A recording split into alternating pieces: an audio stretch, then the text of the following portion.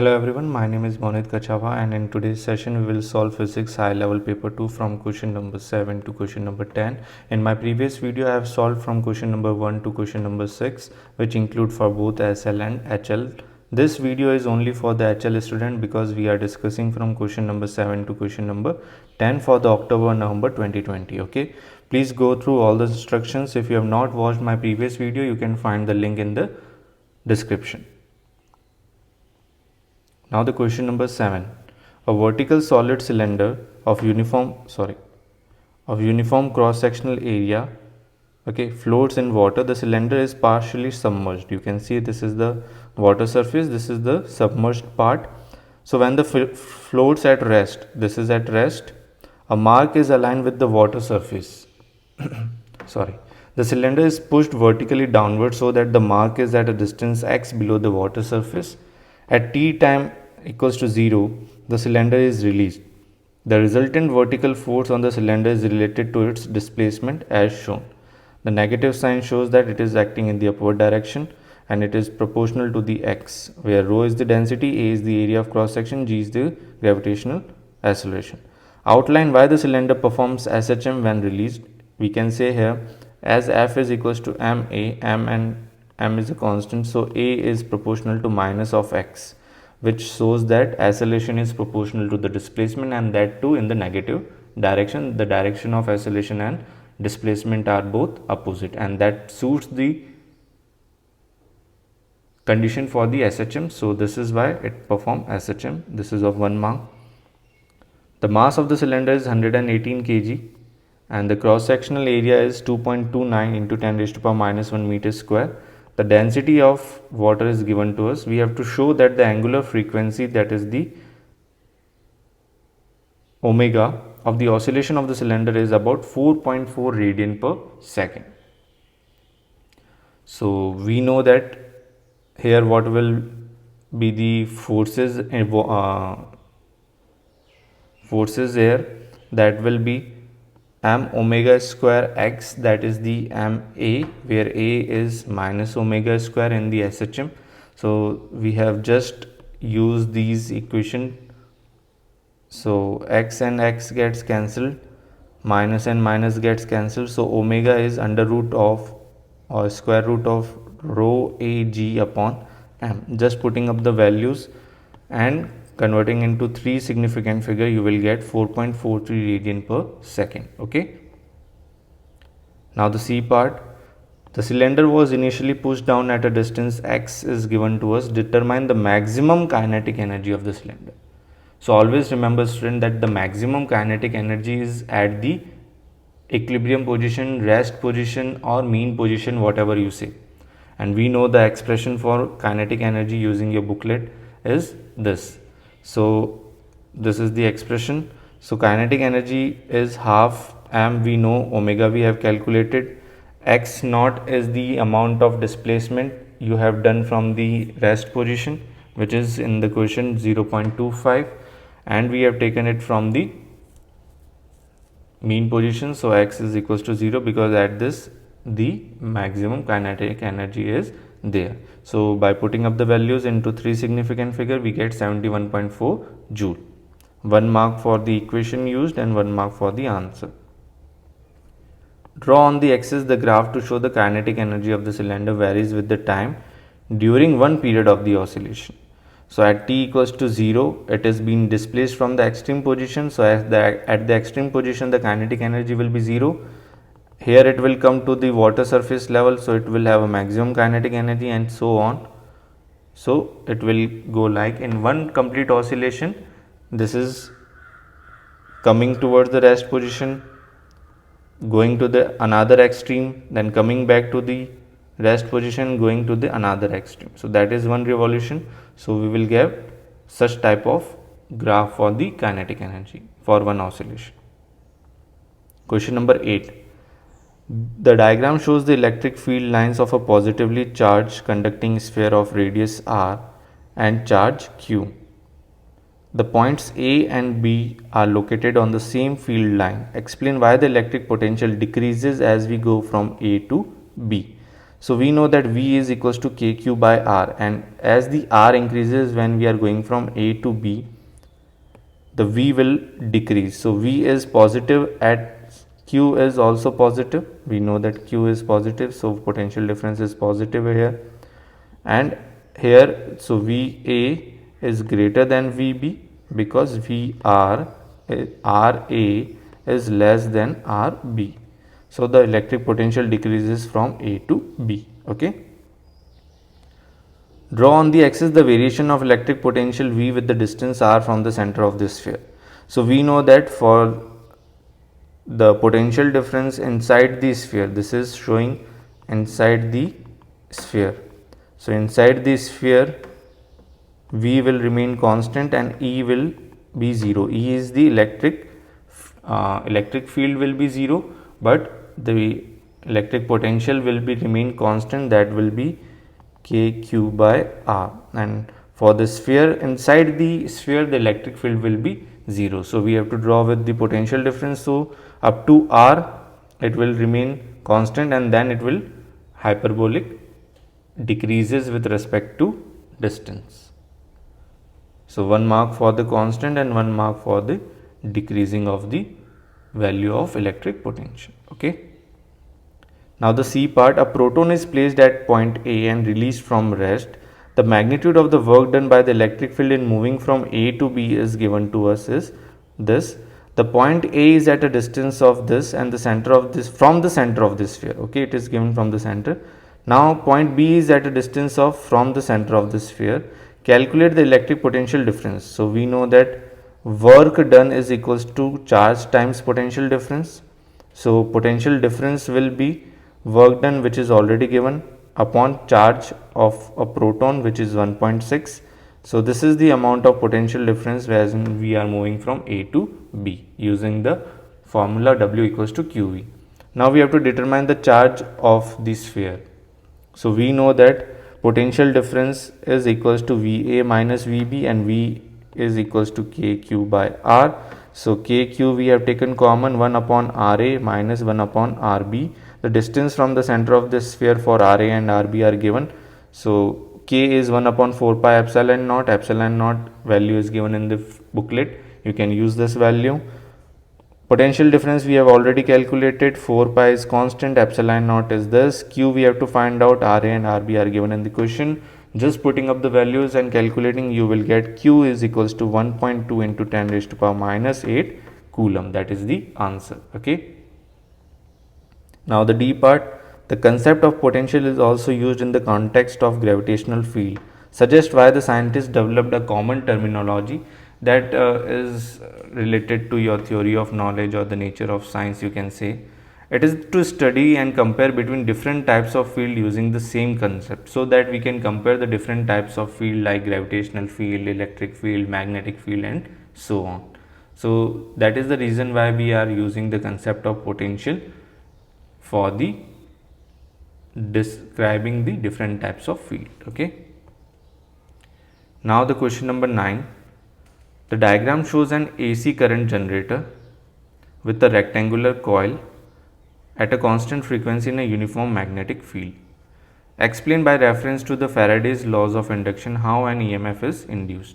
We know that when the coil is rotated in an applied uniform magnetic field, the magnetic field linked with the coil, the magnetic field linked with the coil changes as it has been rotated in the uniform magnetic field. So by Faraday's laws of induction, we know that induced EMF is directly proportional to the rate of change of flux linked with the rotating coil. Thus, an EMF is induced in the coil.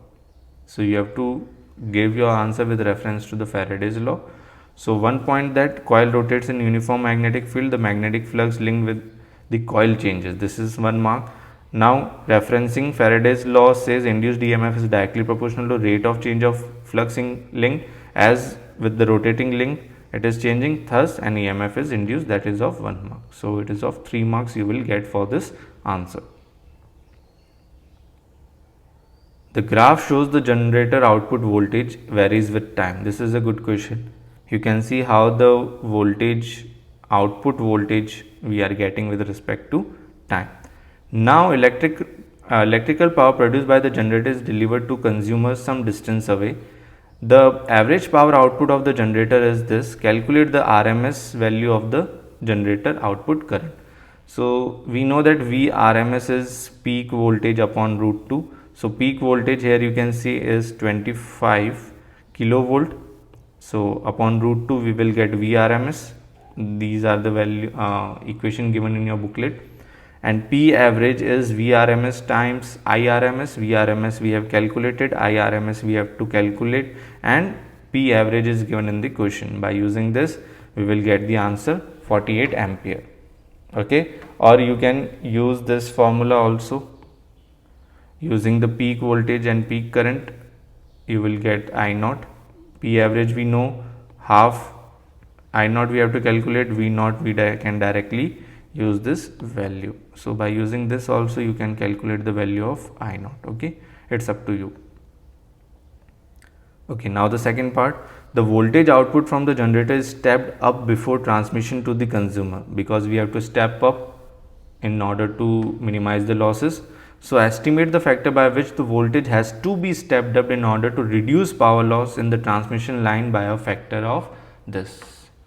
Although this is of 1 mark, so we have to answer directly, but in order to explain you, I have solved this question how we have to do. Either you can just do is you have to square root the factor so that you will get the by how much voltage you have to do it. So we know that power loss is directly proportional to the current square. So this is the P final which we will be getting, and this is the P initial. So I have taken the ratio. So P final upon P initial, this is given, the factor to be stepped in order to power loss is a factor of this. So that is 250. So initially we have 250, so we have to make it a factor of 1 by 250 power loss. So IF will be equal to PIF. This will be equals to I small, that is initial current, times under root of 250, because we have taken the square root. So similarly we can say, using the transformer equation, that the primary and the secondary voltage, time, current, or the power is conserved or constant. So Vf will also be equals to root 250 times of Vi. So the final voltage will be root 250 times of the initial, which is approximately equal to 16. If you didn't get it, you can just comment below in the chat box. I will answer you as soon as possible. Okay, now the third part, the frequency of the generator is doubled with no other changes being made. What is doubled is the frequency is doubled. Okay, draw on the axis the variation of time with the voltage output of the generator. No other changes are done, only the frequency has been doubled. Now we know that voltage has the equation like V naught sine omega t in terms of trigonometric ratio, and t is equals to 2 pi by omega. So frequency is doubled, so it will directly have a relation over the voltage. Voltage will also get doubled, but while if the frequency is doubled, then the time period will get half. So we will get double the voltage, but half of the half of the time period. So we will get 2 cycles or 2 waves in this same time period. So that is what we are getting, double the voltage but half of the time period. That's of 2 marks, 1 mark for the voltage peak and 1 mark for the time period that it gets half. So we will get 2 waves in the initially we are getting 1 wave, but now we will get 2 waves with double the voltage, maximum voltage, which is 50 kilovolt. Okay, now the last question, the de Broglie wavelength of a particle is accelerated close to the speed of light, and lambda is equals to approximately hc upon E is the energy of the particle. The beam of the electron has the energy this, which is produced in an accelerator. Show that the wavelength of the electron in the beam is this. So using the same h, c, these all are the values given in your booklet. Upon E, we have to convert it into joule. So multiplying it 1.6 into 10 raised to power minus 19, you will get 2.96. So roughly it is equals to 3 into 10 raised to power minus 15 meter. That we have to show only. Now the electron beam is used to study the nuclear radius of the carbon 12 atom. The beam is directed from left from the sample of carbon 12. A detector is placed at an angle theta with the direction of the incident beam. The graph shows the variation of the intensity of the electron with theta. There is a minimum of intensity at T equals to theta naught. Describe how the result of the experiment provide evidence for the matter waves. How we can provide the evidence that this proves that it is a matter wave. So we know that according to the graph, it seems as electron undergoes diffraction because we are getting the intensity at all the respective angles. Somewhere it is high, somewhere it is low. So as it passes through the carbon nuclei, this shows that electron have a wave nature, and since only waves diffract, this act as an evidence that this is a matter waves, because we know that electron has a wave nature and only waves diffract. It act as a matter waves. Second part, the accepted value of the diameter of the carbon 12 nucleus is this.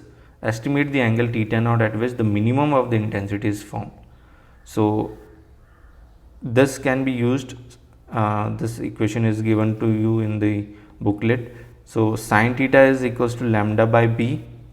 Lambda we have already calculated in the above part, which is this. We will use the exact value, not the rounded off, because it is sub part of a equation, and b is the diameter.